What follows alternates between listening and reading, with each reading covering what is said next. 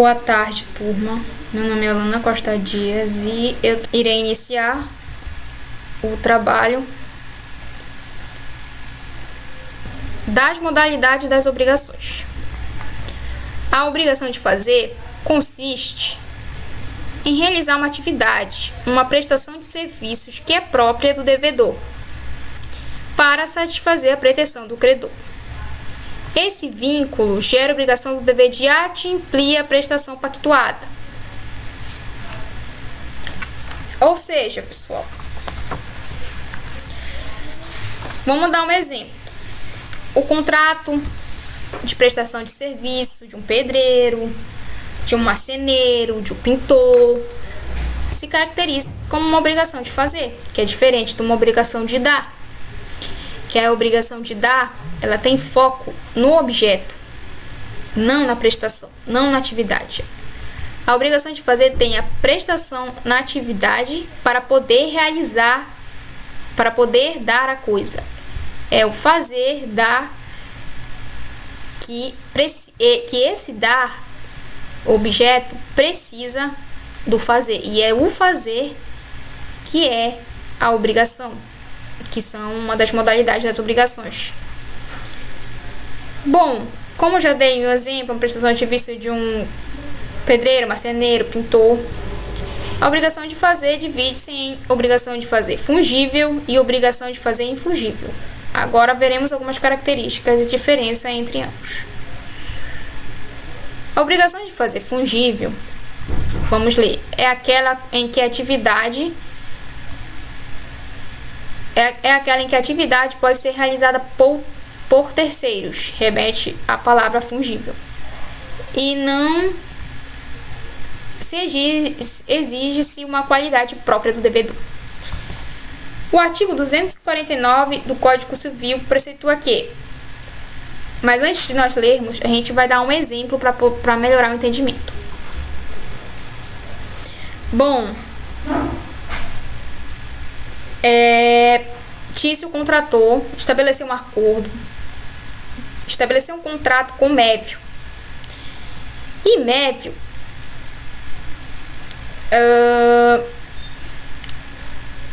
como devedor da relação obrigacional, ele fez o acordo, acordou. E numa das disposições desse acordo, desse contrato, Tício estabeleceu bem assim, falou assim, vamos fingir que isso é uma conversa normal, né? Pra melhorar o entendimento do exemplo. Mévio, eu tô vendo amanhã aqui de manhã fazer trabalho em casa, que eu te pago tanto, que eu preciso desse serviço. Tem como tu fazer pra mim? Aí falou, não, vamos ficar amanhã lá na sua casa. Tô indo lá fazer esse serviço sim amanhã. Pode contar comigo. Prometo, né? Chega amanhã, Mévio não aparece. O que é que o credor Tício pode fazer? Uma das coisas que ele pode fazer, nos termos do artigo 449, ele pode mandar terceiro executar a tarefa do devedor, tarefa do Mévio. Vamos ver Caio, por exemplo. Ele vai mandar Caio realizar a tarefa à custa do devedor Mévio, que não foi fazer a tarefa, já que houve um inadimplemento deste devedor. Recusa ou mora deste. Não houve nenhuma mora, mas um inadimplemento total, uma recusa, sem prejuízo da indenização cabível. Ou seja, eu posso mandar Caio realizar o serviço de Mévio. Mesmo assim, eu posso ter uma indenização, sim, por perdas e danos. O parágrafo único dispõe que, em caso de urgência, o credor, independente de autorização judicial, ou seja, executar o mandado executável sendo depois ressarcido, ele pode exercer o seu poder de autotutela, que é aquele poder de fazer com suas próprias mãos, e depois será ressarcido. Não precisa ele ir levar ao juízo, ele precisa realizar o fato de mãos próprias. Tá, o devedor está inadimplido, está inadimplente. Desculpa. O que acontece com esse credor? O que ele faz? Dei uma explicação rápida, mas o que é que ele faz? Bom, nessa situação, que é recusa, inadimplemento do devedor, nós temos duas hipóteses. Aqui eu falei, quando o devedor se recusa a realizar o pactuável por livre e espontânea vontade, que também denominamos que por culpa do devedor, por culpa deste. O credor, vamos falar de forma mais lenta, devagar, pode ajuizar indenização por perdas e danos, a extinção contratual e ajuizar a execução para que terceiro realize contra o devedor. Como nós falamos, dando um exemplo, o que poderia acontecer, né? Em caso de por culpa do devedor. Claro, estando presentes os requisitos da mora os requisitos da recusa, da mora, da urgência. Enfim, qual é a outra hipótese?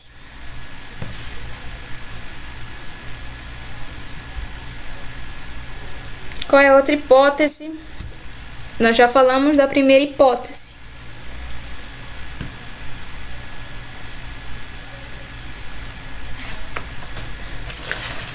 Aqui, quando o devedor, por motivo de força maior, caso futuro, não poderá realizar tal atividade que denominamos também sem culpa do devedor. Ou seja, vamos supor que Mévio queria muito realizar o trabalho, estava indo, e vamos supor que o ônibus dele, um carro bateu no ônibus que ele estava indo na hora de realizar o trabalho pro Tício. Bom, aconteceu um fato superveniente, alheio à sua vontade, entendeu? Então não foi por culpa dele que ele não pôde realizar o serviço. Então, o artigo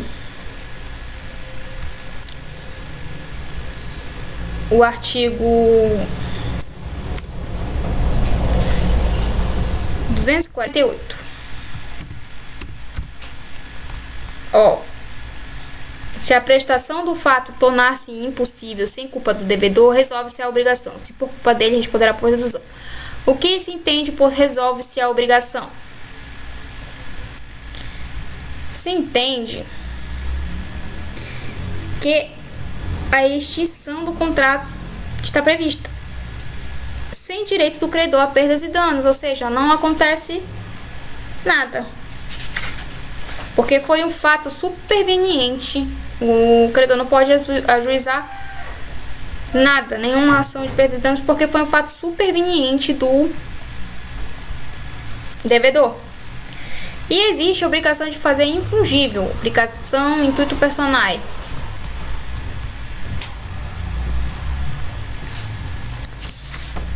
Né?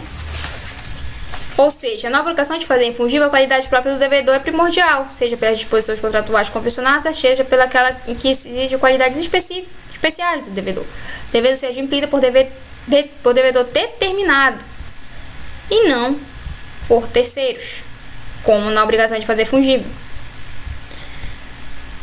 Olha, em caso de inadimplemento, temos duas hipóteses: por culpa do devedor. Ou seja, vamos voltar.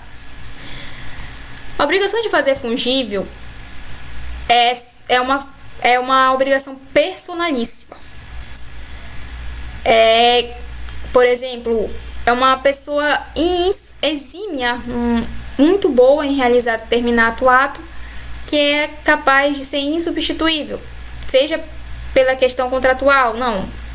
Por exemplo, vou contratar a Ana Carolina para fazer um show num espaço, por exemplo, que eu sou o dono. Sou a dona. Ninguém tem a voz da Ana Carolina. Por exemplo, um quadro pintado por Pablo Picasso. Ninguém pinta igual o Pablo Picasso. Então é uma qualidade própria do devedor. Uma coisa personalíssima mesmo do devedor. Muito própria dele mesmo. Então, ele não pode ser substituído nessa relação por terceiros, por ninguém. Então, o que acontece? O que acontece nessa relação?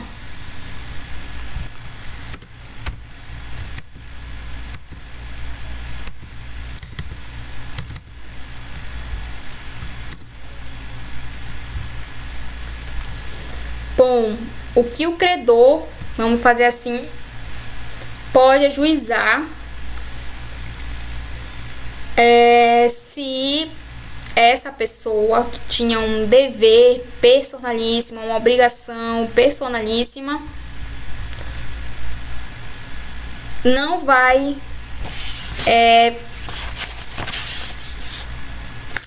adimplir, né,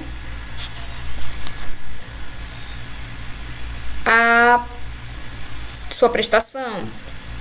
Bom, o artigo 247 incorre na obrigação de indenizar perdas e danos do devedor que recusar a prestação a só ele imposta ou por ele exequível.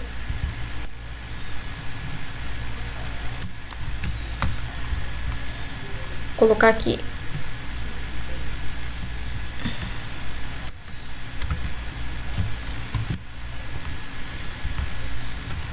Entendeu, pessoal? Vamos explicar o que está escrito no Código Civil, na lei. Bom, da recusa e inadimplemento do devedor, vai haver extinção do contrato e o devedor irá ajuizar a indenização por perdas e danos. E deverá ajuizar a medida judicial cabível, né? Para obrigar o devedor a cumprir o que for pactuado na obrigação. Agora, se for por motivo de força maior, a extinção do contrato se dá sem perdas e danos. E vai haver a restituição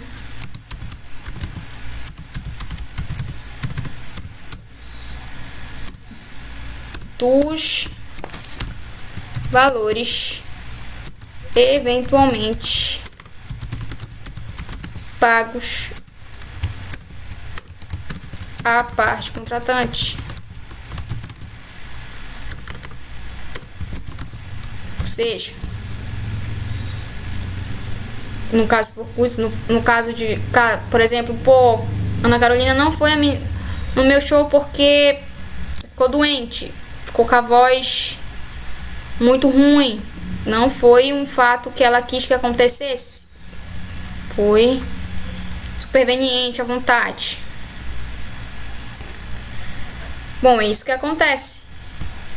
Estando contrato sem perdas e danos, o valor eventualmente pago à parte contratante, ou seja, ela terá que devolver o que eu paguei a ela.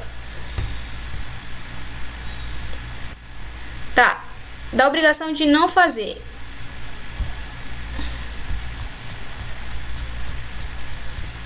A obrigação de não fazer consiste numa prestação negativa. O que significa que o devedor ele deve se abster, não fazer determinada conduta, determinada coisa estabelecida.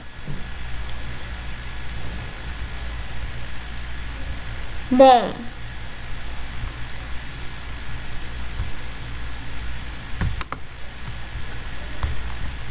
nesse caso do inadimplemento, da recusa total, do devedor por culpa deste,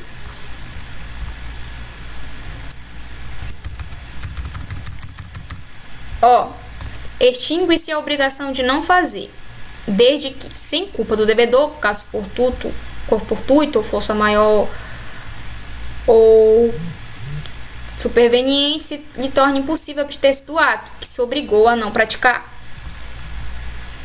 Praticado pelo devedor o ato, quando ele faz, né, o que ele não deveria fazer, custa ou prestação a se obrigar, o credor pode exigir dele que o desfaça, sob pena de se desfazer a sua custa, ressarcindo o culpado em perdas e danos. Em caso de urgência, poderá o credor desfazer o mandado de desfazer, independente da autorização judicial, sem prejuízo do ressarcimento devido. Se ciclano não pode, por exemplo, colocar, por exemplo, construir um muro em terreno de Beltrano, mas ele precisa construir, senão o cachorro dele, por exemplo, vai sair, etc. prejudicando o animal, que ele tem que sair, etc. Vamos dar um exemplo assim bem básico. E ele faz esse ato, desse aqui, nós estamos falando desse artigo aqui. O credor, o dono do local que ele construiu, ele pode exigir que ele, devedor, desfaça o que ele fez. E ainda por cima, ele vai ter que arcar com os prejuízos. Ele vai ser tudo a custa dele. Que, além de ser tudo a custa dele, ainda vai ressarcir o culpado em perdas e danos. Em caso de urgência, o credor pode desfazer ou mandar desfazer, independentemente de autorização judicial, sem prejuízo do ressarcimento devido. Ou seja, ele pode ser ressarcido, receber um ressarcimento, e ele pode exercer o seu poder de autotutela para mandar desfazer ou desfazer, sem autorização do juiz. Já aqui, no caso de força maior, que se lhe torne possível, força maior caso fortuito, se lhe torne possível a abster-se do ato, que isso não obrigou a praticar, a obrigação vai se extinguir. Simplesmente. Bom, gente, essa foi a minha explicação acerca deste trabalho. É claro que não podemos esperar